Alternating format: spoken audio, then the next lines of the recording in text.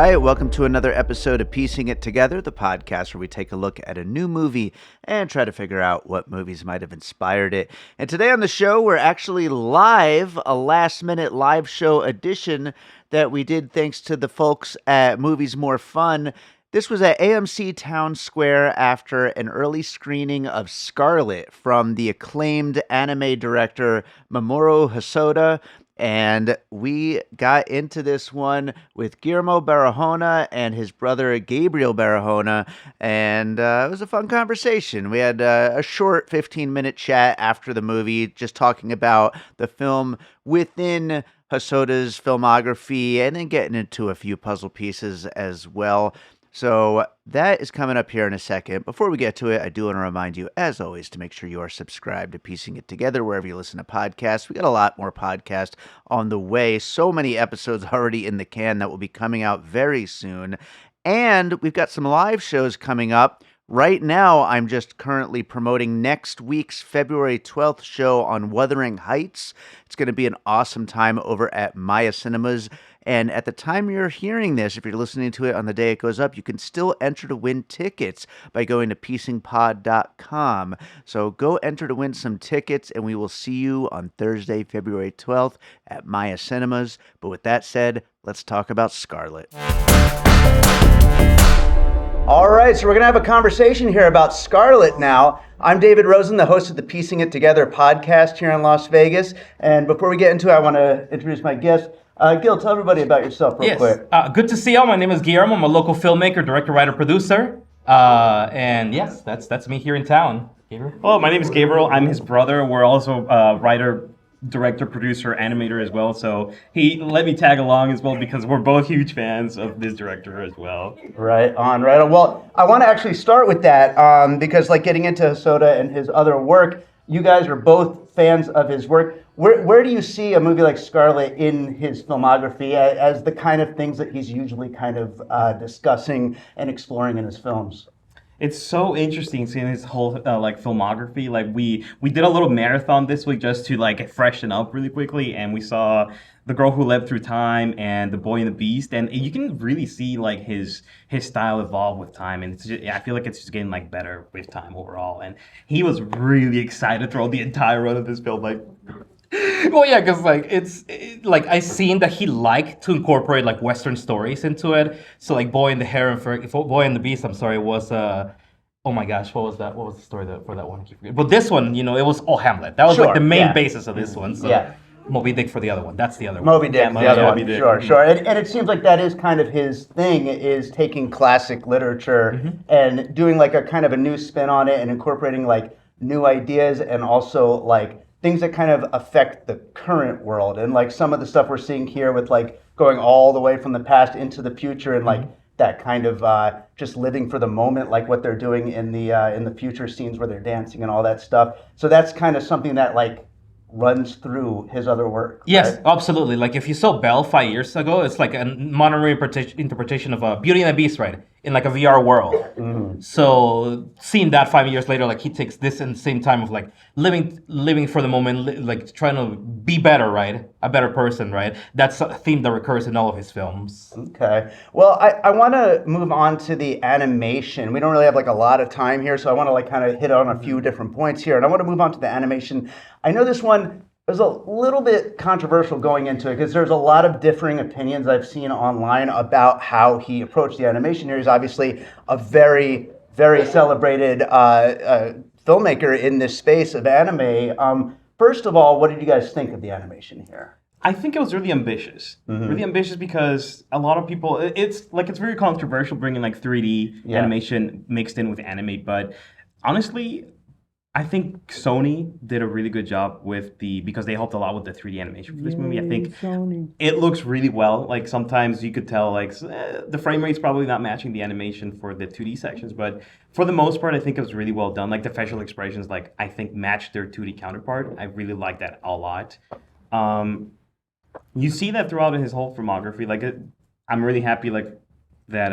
For example, he has a really distinct style with his animation. Like he had very thin lines, really expressive characters, and they don't typically have shadows on them, but it just comes through like perfectly. And I really the way he likes to jump like a narrative between two worlds and really comes through here in this movie. Like The Boy and the Beast, he did that a lot, jumping between like the fantasy world and the real world. He did that a lot here as well.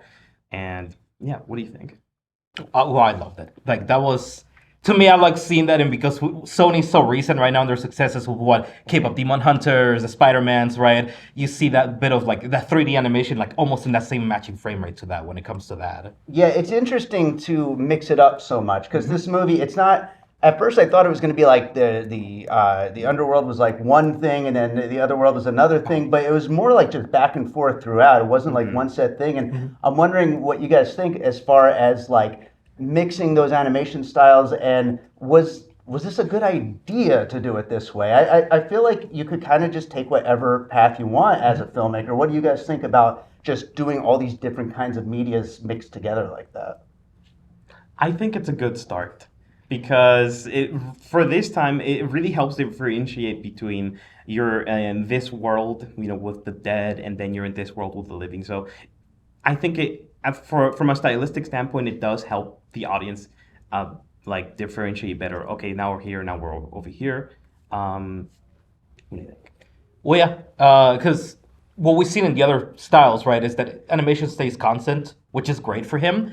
But if you want to take it a level further, kind of like how some of the Western filmmakers do that, oh, they're not fans of like dialogue, right? How about you show us, right? This is a good way of like, instead of telling us, showing us, right? That instead we're in the living world, the 2D animation, we're in the dead 3D animation to give us more abstract landscapes. Does specific styles of animation, like, I don't want to say matter, but like, can you tell a story, the same story, in different animation forms and it still work the same? Or does that inform the actual story that's being told, would you say? I think it matters, but at the same time, it definitely comes through by the director. Like at the end of the day, the director's like kind of like the captain of the ship. So Yeah. The medium matters a lot, but at the end of the day, the direction matters even more. Yeah. So I think having Hosoda, he's such a talented director. Like I think this movie like pulled through. I really exceptionally love it. Yeah. Yeah. Well, and so on my podcast, we talk about a movie through the lens of what might have inspired it, and obviously we already mentioned Hamlet here. What do you think about him specifically choosing Hamlet as a starting point? And then after that, also we'll get into like any other movies you've thought of that might have inspired. But what do you think about Hamlet as an inspiration for a story like this? I think it's good. It's a great way to also like bring along the Western audiences, right? That sometimes they get confused, right, when it comes to Eastern animation, right?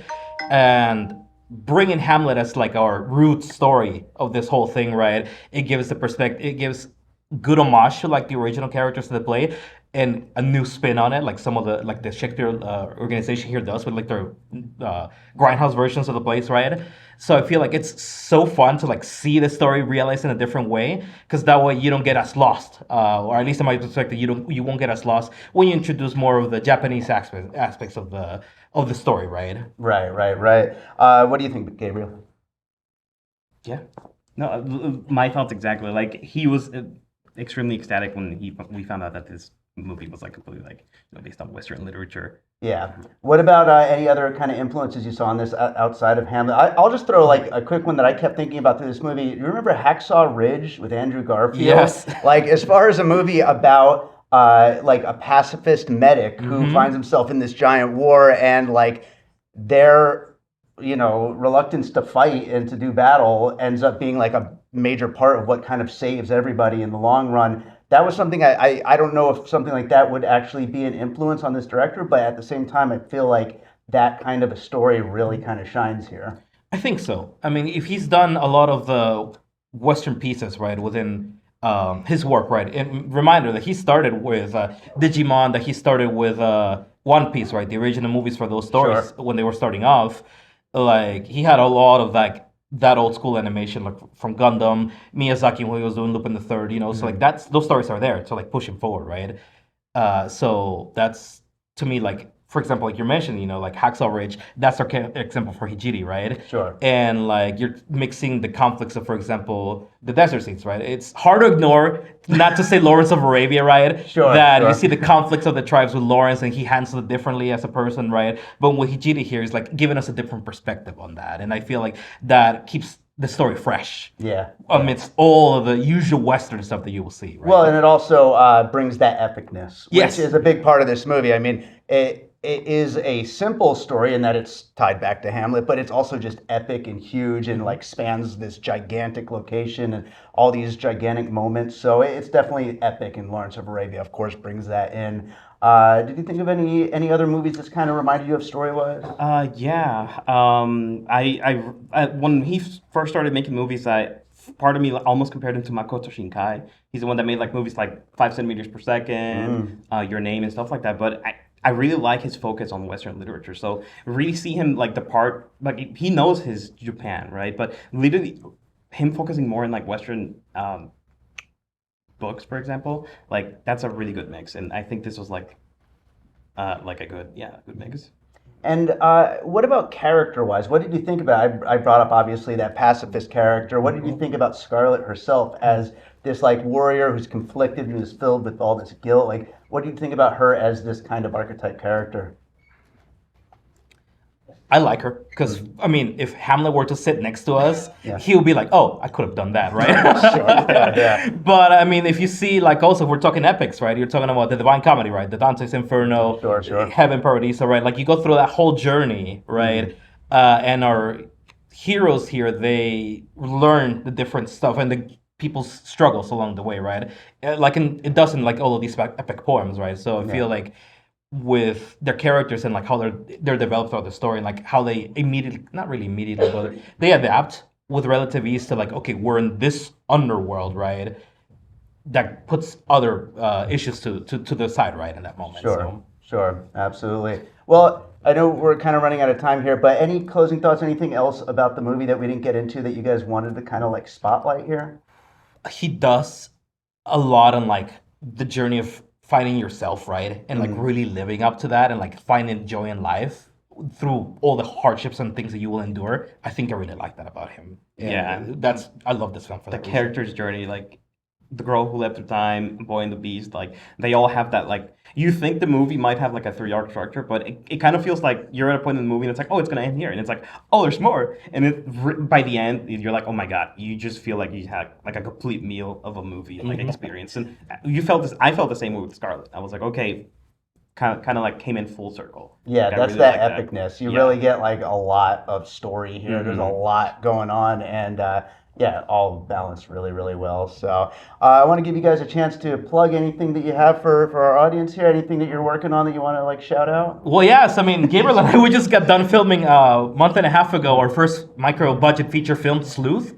So if you find my Instagram, Gil Barahona, so GuillBarahona, you can find all the posts that are tagged to our film page called Sleuth Vegas Film, which is a mystery noir that we film here with local talent and crew, and we're in post-production right now. Early post-production, we're still editing it. Right on. Well, support local film, absolutely, everybody. Did you want to shout out anything? Yeah. My social media, I'm just SCK Bounty. Like I mostly do like commissions and I do animation. Like I'm really trying to get like into animation because I would love to do like a short animated film for one of the film festivals. So like this is a huge inspiration. Like every time I watch an anime film, I'm like, I want to go back home and just grab that pencil and just start drawing. Nice. So Love it, absolutely. Well, I'm David Rosen, like I said, the host of the Piecing It Together podcast. You can find us at Piecing Pod on all the socials.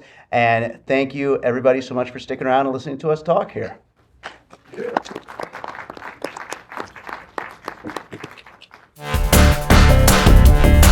All right, so I hope you enjoyed that conversation about Scarlet. Thank you to Guillermo Barahona and Gabriel Barahona for joining me on that one. Thank you to Movies More Fun for having us out over there at AMC Town Square. Thanks to everyone who showed up. And this episode was sponsored by Wax Trax Records. So thank you to everyone who has been supporting Wax Trax Records ever since I took the store over and have been making all my little changes and everything to make the store a more fun place for everybody to come check out some great music. If you haven't been to Wax Trax Records yet, should come on down. We've got lots. Well, we don't have a lot of anime. I tried to look for some when we started this promotion with the studio for Scarlet, but we do have lots of soundtracks and lots of other kinds of music as well. Come on down to Wax Tracks Records. But also, of course, keep listening to Piecing It Together. And speaking of music, by the way, let's close this out with a piece of music like I always do. And I am going to go, you know what? Actually, I have an anime music video that was put out a few years ago for a track called Burn. You can find the music video on my YouTube channel, youtube.com/music by David Rosen. But I'm going to go with that track Burn right now. It's from my album Missing Pieces, which it was actually originally part of the whole 24 for 24 series that I did back in 2024. So I hope you enjoy Burn, and we will be back with more Piecing It Together real soon.